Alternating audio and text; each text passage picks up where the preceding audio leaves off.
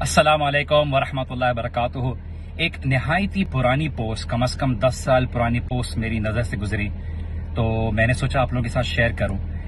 ایک letter to the editor میں ایک شخص نے ایڈیٹر کو لکھا اور اس نے شکایت کی کہ میں نے کئی خطبے سنے ہیں، فرائیڈے سرمن سنے ہیں، میں نے کئی لیکچر سنے ہیں، کئی نمازیں مسجد میں جا کے پڑھی ہیں،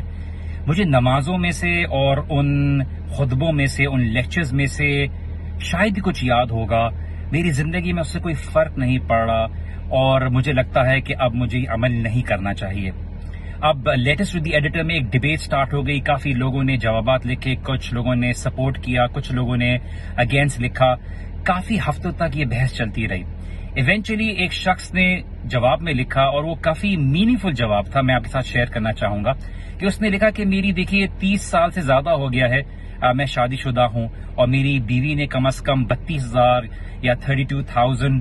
میلز یا کھانے میرے لیے بنائے ہوں گے، شاید ہی مجھے وہ کھانا کوئی یاد ہوگا، لیکن اس کھانے نے جو مجھے طاقت دی، جو مجھے غذا دی، جو مجھے صحت دی، اس نے مجھے کئی سارے کام کرنے کے لیے جو ہے نا مجھے میرے لیے پاسبل کیا۔ تو کئی دفعہ ہم یہ سوچتے ہیں کہ شاید ہماری نمازیں ہمیں کوئی فائدہ نہیں دے رہی، شاید ہماری نمازیں ہمارے لیے کوئی